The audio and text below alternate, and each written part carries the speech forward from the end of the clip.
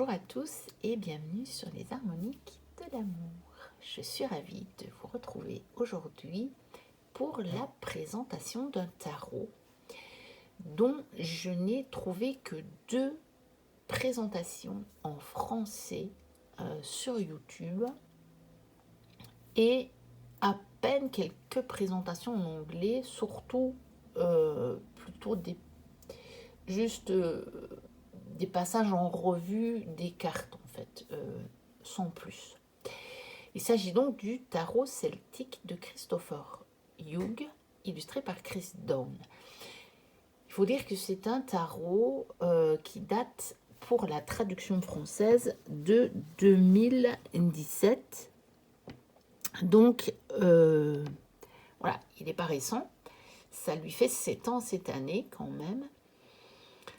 Après, c'est peut-être Celtic Tarot 2017. On va aller voir si je le trouve dans le livret. Il est donc aux éditions de Vinci. Moi, je l'ai acheté d'occasion.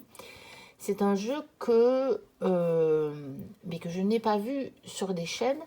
C'est pas ça qui m'a incité à l'acheter, c'est que je l'ai vu à vendre quand même pas mal de fois. Et que rien que le coffret m'a attiré par cette illustration, je pense, qui est donc l'illustration de l'ermite dans le tarot, que je trouve absolument sublime. Et même le coffret en lui-même, je trouve il est joli. Donc, il s'ouvre comme ceci. Il est aimanté sur le côté. Il est illustré ici.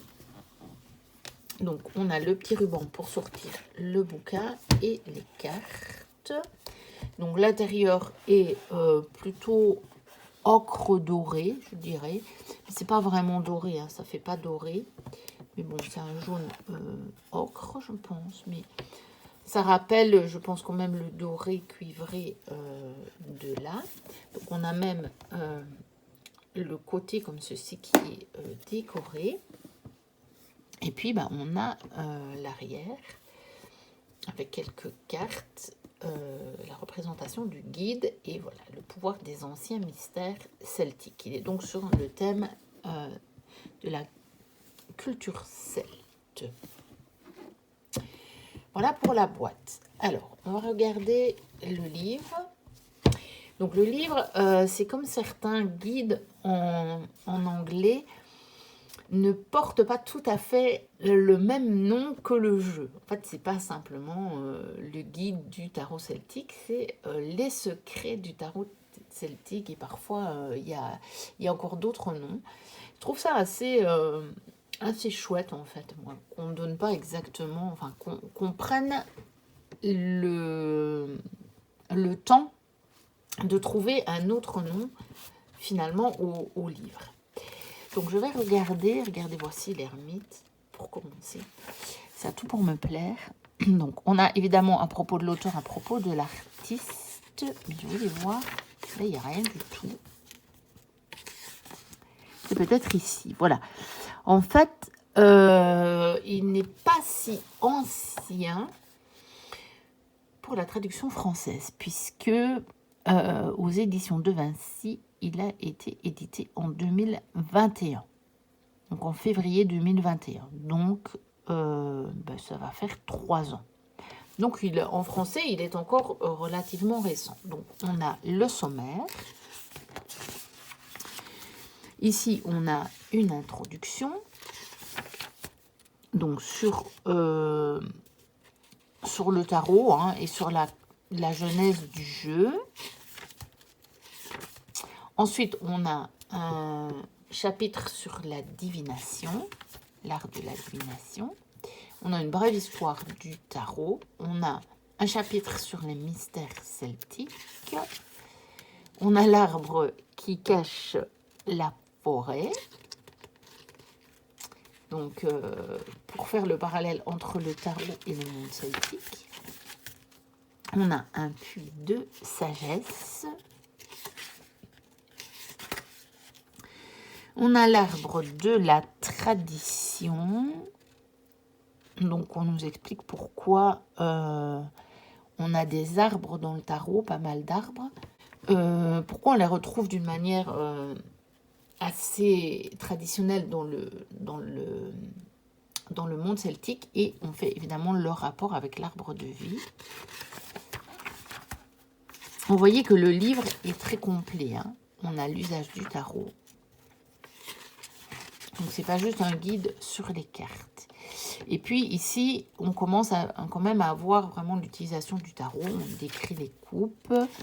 On a les personnages de cour. Là, on a la correspondance. Non, en fait, on a des mots, déjà des mots-clés par rapport aux arcanes majeurs.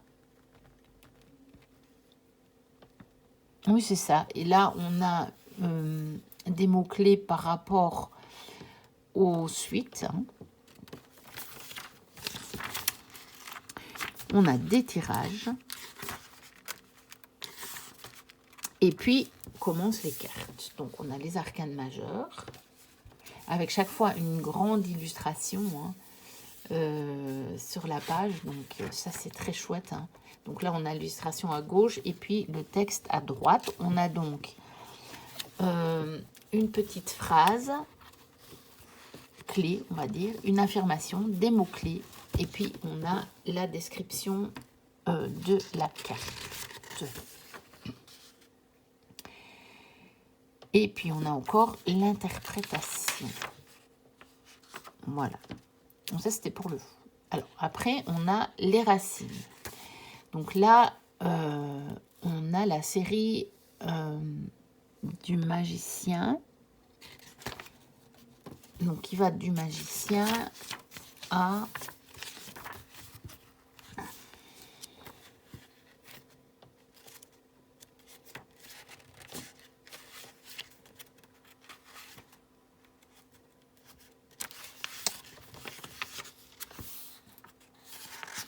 à la tempérance, donc qui a été renommée en équilibre.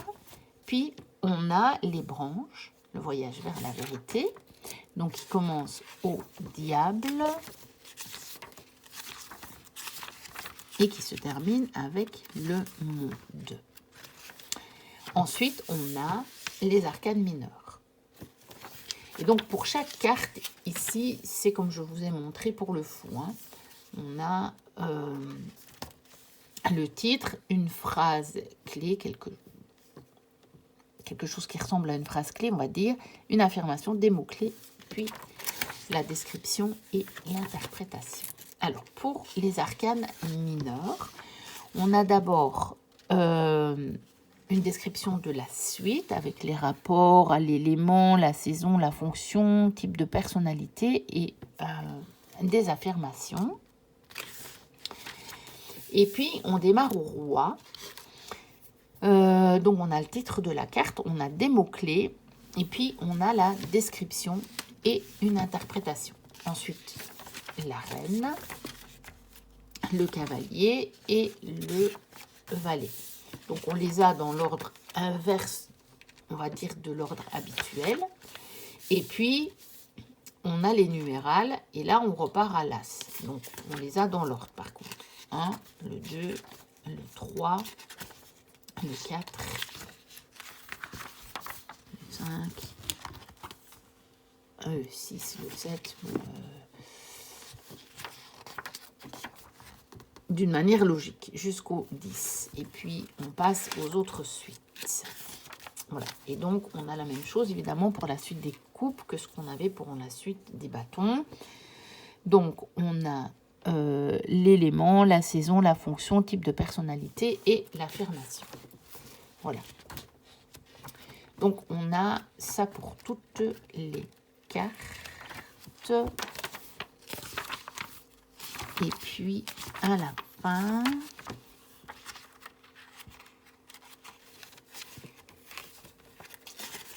là, on 10 d'épée. À la fin, on a des tirages. On a évidemment le tirage de la croix celtique. On a le tirage du triskel. On a le tirage des relations.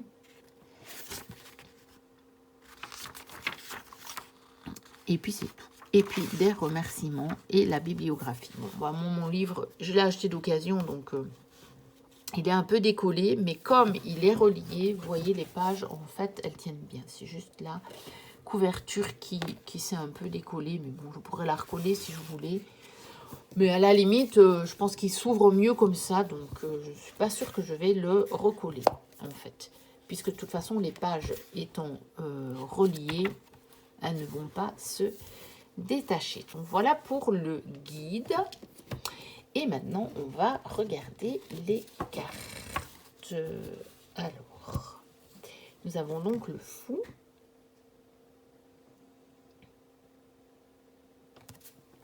Ah oui, on va parler tout de suite de la qualité. Tout. Voici le dos.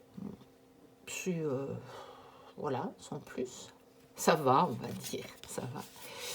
Alors, les cartes, elles sont assez fines, assez souples, mais un petit peu plastifiées, comme vous le voyez. Elles sont brillantes.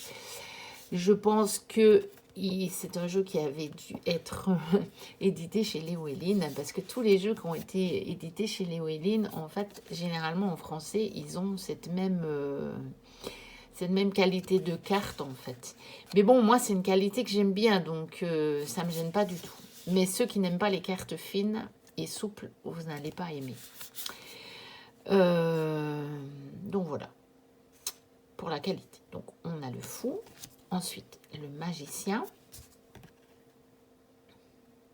C'est évidemment un jeu avec les références du rider d'une manière très proche. Hein.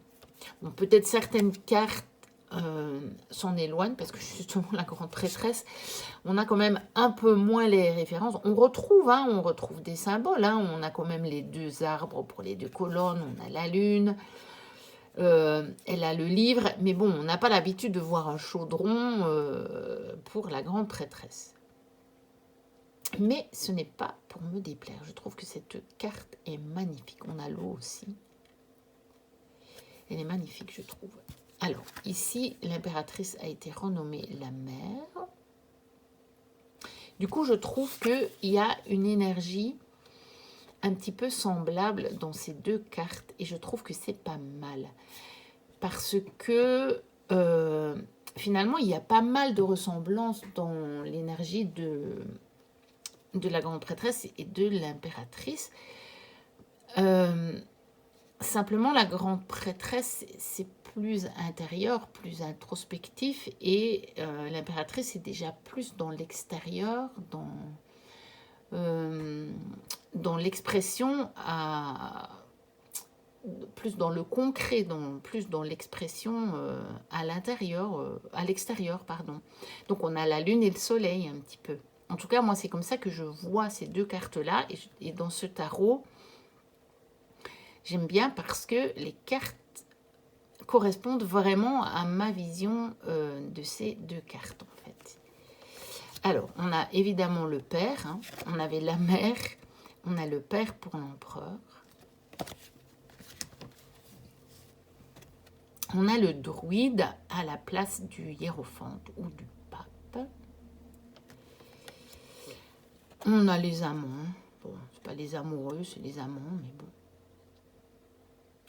Voilà, en français, ça a une connotation peut-être un peu différente. On a le chariot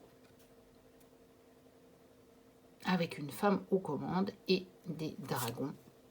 On a la force. J'adore cette carte, évidemment. Vous pouvez imaginer que j'adore cette carte avec le dragon. Vous voyez, il y a pas mal de cartes qui me plaisent vraiment bien dans ce tarot. C'est pour ça que je l'ai acheté. Alors, on a le Merlin pour l'ermite. Et là, je l'adore. Je l'adore, cette carte. On a la roue de fortune. La justice. Avec un homme. C'est pas souvent qu'on a des hommes pour la justice. Le pendu.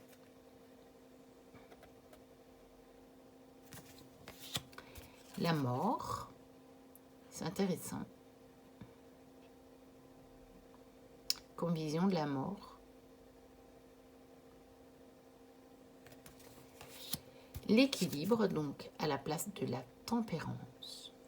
Assez classique, somme toute. L'ombre pour le diable.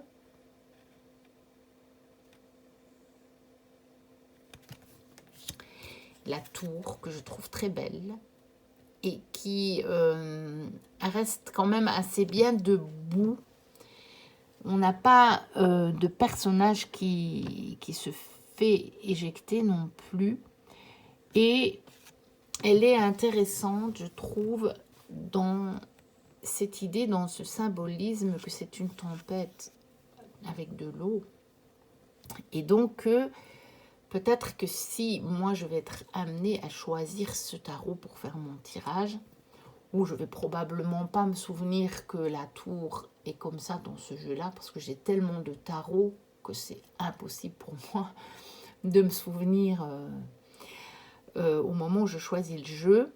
Ça sera peut-être parce que l'événement en question que la tour va me refléter sera à la base très émotionnel, ou que ça va me déclencher une tempête émotionnelle, parce que peut-être que la cause, elle est claire ici, mais voilà, je trouve ça assez intéressant et je la trouve très très belle. Alors, l'étoile, assez classique dans son symbolisme, celle-ci. La lune, qui est très très belle, je trouve, avec le dragon et le chien de l'autre côté, avec un arbre fleuri, un arbre verdoyant, un arbre décharné. Et puis là, c'est une main qui sort de l'eau. Par contre, je la trouve un peu flippante. Hein.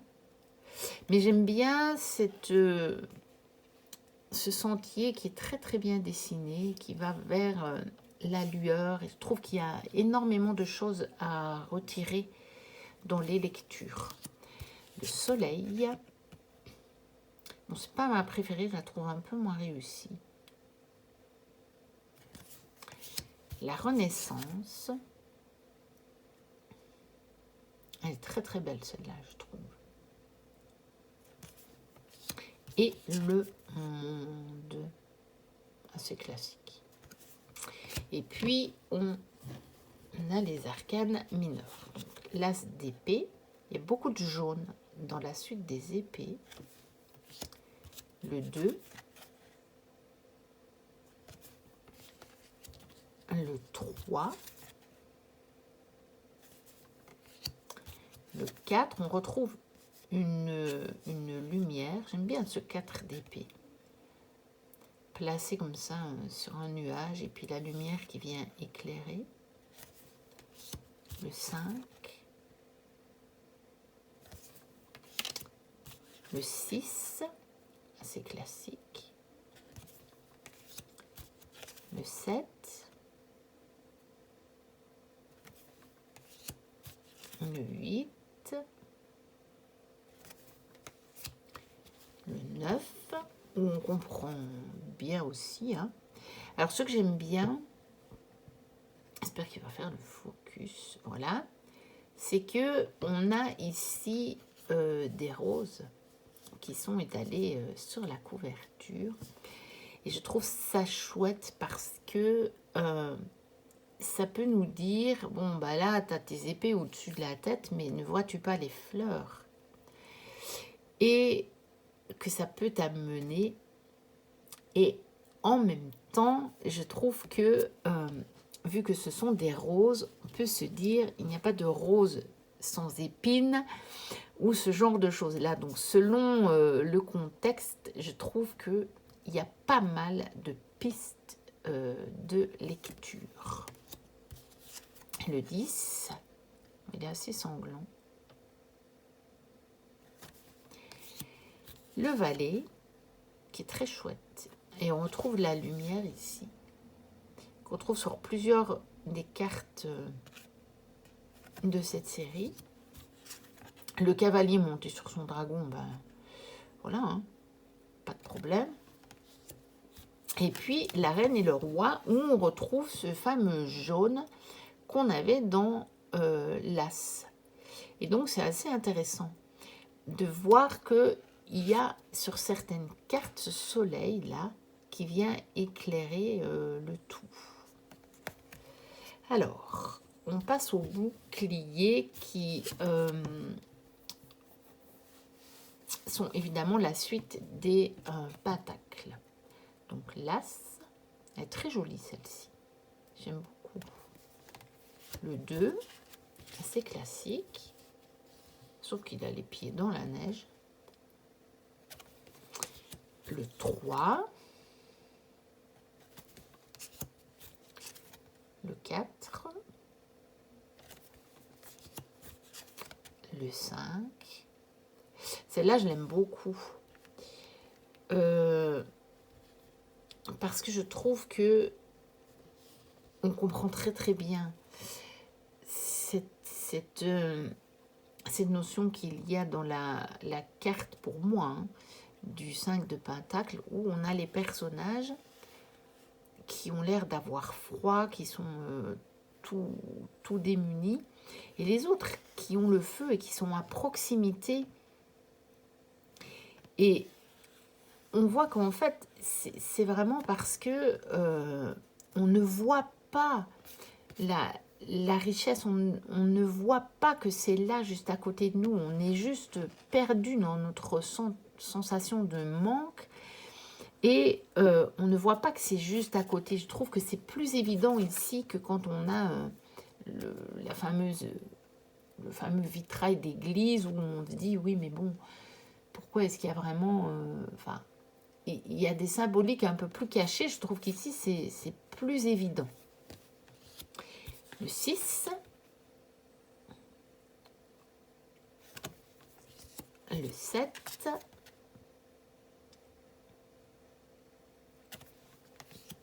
Le 8.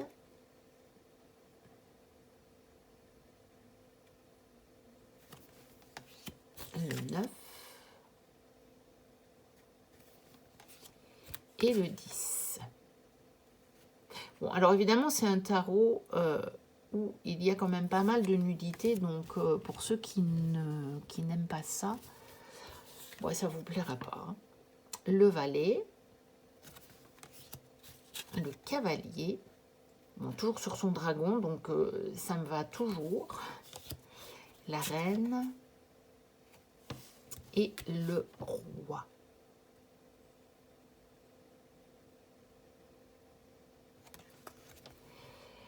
Ensuite, nous passons au bâton, l'as, qui est plus fidèle au rider, je trouve, que, par exemple, que l'as de pentacle. Le 2, assez fidèle aussi dans la symbolique. Le 3, même chose. Le 4 est un peu différent, mais je trouve qu'il est chouette. J'espère que ça va faire le focus. Il a un peu du mal à faire le focus. C'est pas sur quoi il fait le focus. Il y a ma baguette là, elle est très... Peut-être que si je fais comme ça... Bon, c'est pas extrêmement net. Je sais pas pourquoi il veut faire le focus sur ma baguette magique. J'aime bien cette carte parce que on voit vraiment une célébration, mais qui n'est pas nécessairement... On a souvent un mariage dans les cartes de bâton. Et ici, c'est plus général, je trouve. On a plus cette idée générale, en fait. Alors, le 5... Le 6, le 7, assez classique. Le 8, bah les 8 bâtons. Hein. Que vous dire de plus? Le 9. Bon, on a quand même ce cavalier là. Hein. On voit bien qu'il se dirige vers quelque chose. Hein. Donc ça, c'est quand même pas mal. Hein. C'est pas mal. Et vient-il de traverser la rivière? C'est peut-être une question à se poser. Le 9 et le 10. Voilà, avec ces bâtons qui fleurissent. Bon, il ne voudra pas, hein. Il n'y a rien à faire. Je ne sais pas pourquoi. Il ne veut absolument pas faire le focus. Il est focus sur ma baguette. Mais même si je la mets là, si de plus loin, il le fait. Voilà. Donc, avec des bâtons qui fleurissent. Alors, le valet. Alors, même le valet a son dragon. Dans cette suite, évidemment, la suite du feu. Le cavalier. La reine. Et le roi. Donc, ils ont tous leurs bâtons. Oui, il y a une belle symbolique au niveau du roi de bâton sur son trône.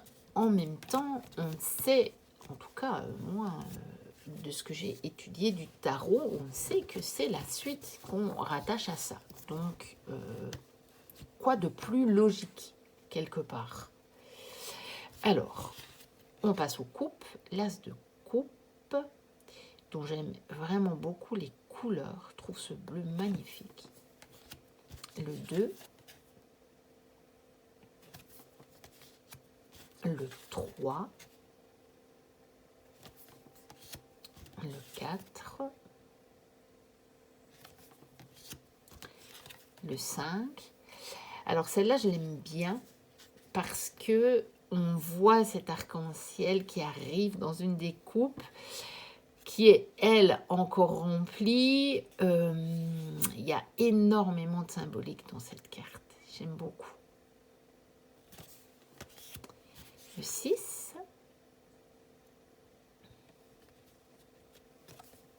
Le 7. Bon, là, on a, bien sûr, la notion de choix parce qu'on a les 7 coupes. On a les silhouettes comme ça qu'on peut prendre pour soit des guides, soit des ancêtres, comme on le voudra. Mais les coupes, elles sont vides. Donc, est-ce qu'on doit les imaginer nous-mêmes? La silhouette, elle est très noire. Donc, ça aussi, ça peut être une symbolique. Il y a juste une coupe dans laquelle apparaît une fleur. Mais elle est éloignée. Il y a une coupe ici qui est plus devant, mais qui est vide. Par contre, qu'il y a une espèce de couronne ou de guirlande au-dessus. C'est intéressant à creuser. Hein. Le 8.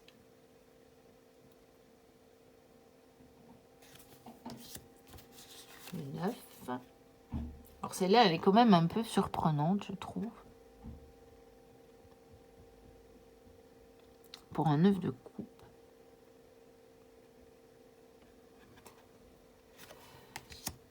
Le 10. Très classique. Alors, le valet.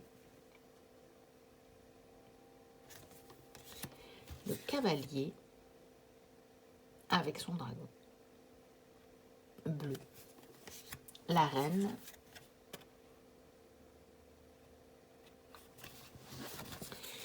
Et le roi. Bon, vous avez vu qu'il a tous ses attributs. Alors, j'ai pas trouvé dans le guide. Pour celle-là, je suis allée voir. Pour voir s'il y avait l'explication de ce roi dénudé. Alors que la reine ne l'est pas. Pourquoi ce roi est dénudé, les autres rois ne le sont pas? Je n'ai pas trouvé. C'est dommage que dans le guide, ce n'est pas noté. Parce que j'aurais bien voulu savoir quelle symbolique l'auteur et donc l'illustrateur ont voulu représenter par ça. Est-ce que c'est l'authenticité des émotions? C'est comme ça, moi, en tout cas, que je vais, du coup, l'interpréter, enfin l'authenticité, pas seulement des émotions, mais du cœur, de l'intuition, tout ce qu'on peut rattacher à cette suite des coupes. Je pense que je vais l'interpréter comme ça et l'interpréter dans le sens que ce roi est arrivé à la maîtrise de ça, des émotions, de l'écoute de son cœur, de son intuition, et que ça lui donne du coup beaucoup de force. Est-ce que c'est pour ça qu'on a voulu le représenter dénudé, pour dire que, eh bien, malgré qu'il se met à nu, malgré qu'il est authentique, totalement sans masque, dans son authenticité la plus pure, il n'est pas du tout faible, mais il est tout à fait dans sa force, et dans sa force virile, et donc par là même dans sa force masculine, donc dans sa force yang, parce qu'on sait très bien qu'on peut tirer le roi pour une femme, donc on va dire quelle force virile vais-je avoir. Non, c'est pas ça, mais une force d'affirmation, une force et ça pourrait justement nous dire que, eh bien, si on arrive à maîtriser tous ces côtés qui sont plutôt des côtés féminins dans la suite des coupes, qu'on rattache plus au yin, au féminin, eh bien, si on arrive à la maîtrise de tout ça, on va avoir quand même une force qui est plus de type yang. On va être fort, on va pas du tout être faible, on va pas se retrouver par terre. Moi, c'est comme ça que je l'interprète en tout cas. Je vous dis, c'est dommage que ce n'est pas plus détaillé dans le guide. J'avais été voir, mais bon, on a juste une description assez habituelle du roi de coupe en fait. Mais voilà, moi, je vous livre l'interprétation que j'en fais. Je sais que ça a surpris ce roi de coupe. Et voilà, moi, c'est l'interprétation que j'en fais. Donc, voilà pour ce tarot celtique, du coup, que je trouve bien intéressant. Je trouve que c'est pas juste un tarot de plus dans ma collection. Je l'ai acheté au départ pour quelques cartes qui me plaisaient bien. Bon, bah, les deux présentations que j'avais vues ne m'avaient pas nécessairement permis de me faire une idée assez précise de ce jeu, enfin d'y découvrir en tout cas l'intérêt, parce que les personnes qui présentaient ne s'attardaient pas nécessairement sur certaines choses. Mais en tout cas, moi, je suis vraiment ravie de l'avoir. Je trouve qu'il apporte quelque chose qu'un autre tarot n'apporte pas. Voilà, n'hésitez pas à liker, à commenter, à vous abonner si vous passez par là et que ce n'est pas encore le cas. Moi, je vous dis à très bientôt pour de prochaines vidéos. D'ici là, portez-vous bien. Bye bye.